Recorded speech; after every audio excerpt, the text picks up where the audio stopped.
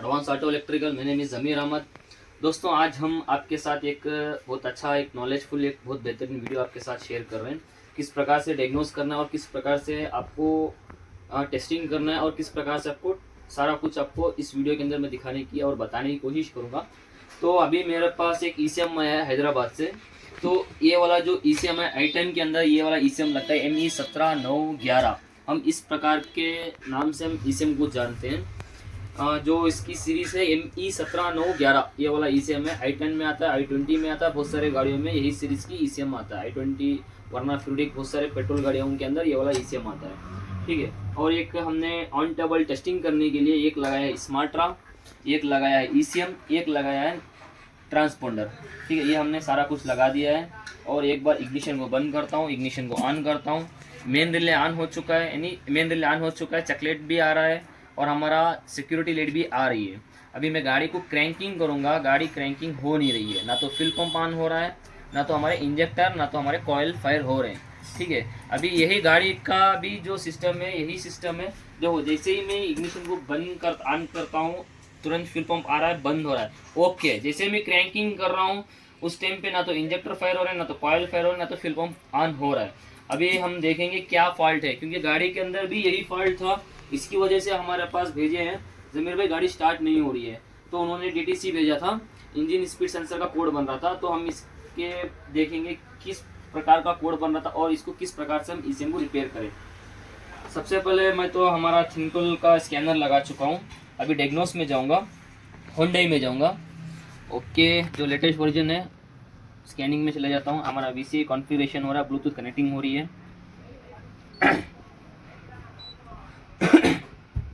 और किसी भी गाड़ी को आपको सही तरीके से डायग्नोस जो रहती है वही मेन इंपॉर्टेंट रहता है, क्योंकि कभी कभार कोई कोड देता है, अपने को समझ में नहीं आता है, तो जो मेन जो सिस्टम रहता है वो लाइव डेटा रहता है। अभी 16 पिन DLC में चले जाऊँगा, 16 पिन DLC में चले जाऊँगा।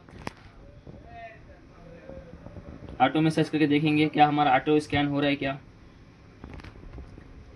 ऑटो स्कैन नहीं हो रहा, विन नंबर डालना पड़ेगा। चलो जाने दो, कोई दिक्कत नहीं। मैनुअल में चला जाऊँगा, जनरल i10 में चला जाता हूँ।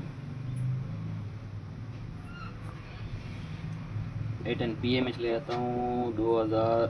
चलो, system selection, engine control module. Engine को मैं ECM को स्कैन कर लिया हूँ, ठीक है।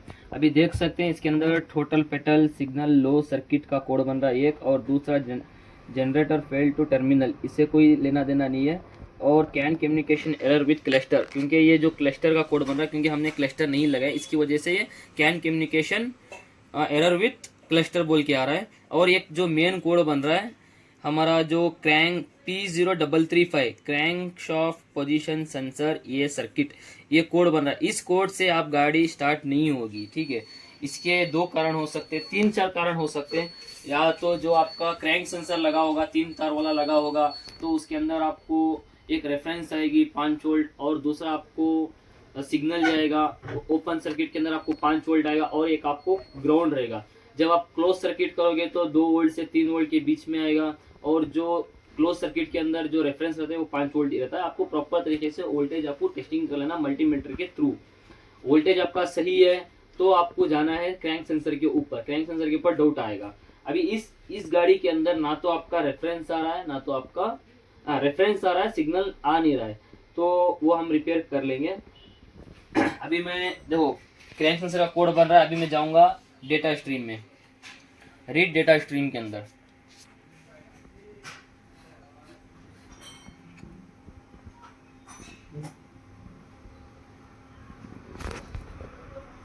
हो सकता है कभी कभार आपको कोड भी ना दे, तो आपको बहुत सारे चीज़ों का ध्यान रखना है।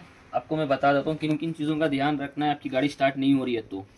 सबसे पहले आपका बैटरी वोल्टेज। सबसे पहले मैं बैटरी वोल्टेज चेक कर लेता हूँ। बैटरी वोल्टेज, चलो बैटरी वोल्टेज मिल गया, इग्निशन का मिल गया, ठीक है। और दूसरा मैं रख लेता हूँ इंजन स्पीड, और तीसरा रख लेता हूँ फ्यूल पंप। हाँ, बैटरी वोल्टेज इधर मिल गया।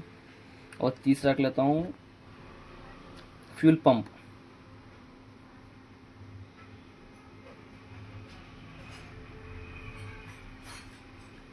मेन रिले तो ऑन हो ही रहा है मेरा।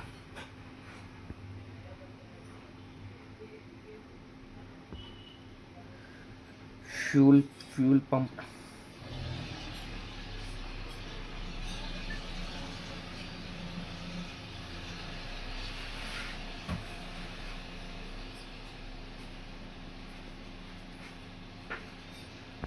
हाँ, फ्यूल पंप। हमने चारों डेटा को सिलेक्ट कर लिया है। क्या क्या हमने सिलेक्ट किया है?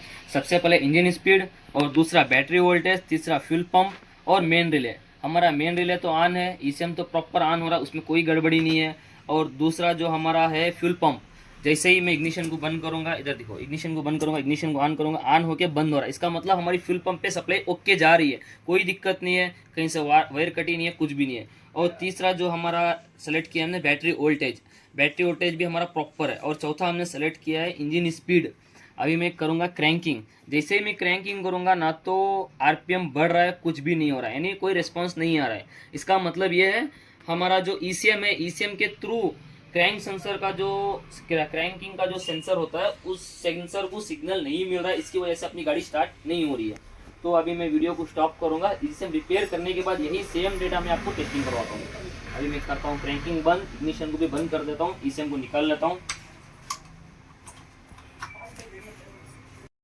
हाँ दोस्तों, हमने अभी ईसीएम रिपेयर कर लिया है। अभी मैं आपको बता देता हूँ, ये हमने ईसीएम लगा दिया है और इग्निशन को ऑन करेंगे। अभी देख सकते हैं सारा कुछ ओके, जो हमारा लाइव डेटा जो पहले था वही प्रकार का स्टिल खड़ा है। अभी मैं क्रैंकिंग करूँगा, देख सकते हैं हमारा जो आरपीएम है इतना आ चुका है, यानी हमारा क्रैंक सेंसर का जो फॉल्ट कोड आ रहा था वो क्लियर हो चुका है। अभी देख सकते हैं हमारे कॉइल और इंजेक्टर प्रॉपर फायर हो रहे हैं।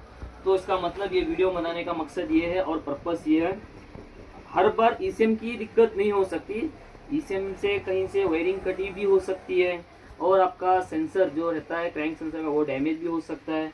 तो आपको प्रॉपर तरीके से आपको डायग्नोस करना रहता है। डायग्नोस करने के बाद एक सही जो डिसीजन जो रहता है वही आपको ईसीएम रिपेयर करना या रिप्लेस करने में मदद करता है। तो आपको जब भी आपको कोई भी गाड़ी को डायग्नोस करोगे तो प्रॉपर तरीका जो अपना डायग्नोस्टिक टूल जो बता रहा है उसके ऊपर काम करेंगे, और दूसरा लाइव डेटा के ऊपर काम करेंगे, और तीसरा आपकी एक्सपीरियंस के ऊपर काम करोगे। ठीक है, ये सारे चीज़ आप मिला के काम करोगे तो आप परफेक्ट आप गाड़ी स्टार्ट भी कर सकते हो। 101% आपका जो भी फॉल्ट आ रहा है वो रिजोल्व कर सकते हो। ठीक है दोस्तों, यही वीडियो बनाने का मकसद था। जो भी भाई हमारे चैनल को सब्सक्राइब नहीं किए वो चैनल को सब्सक्राइब कर लें। Thank you for watching.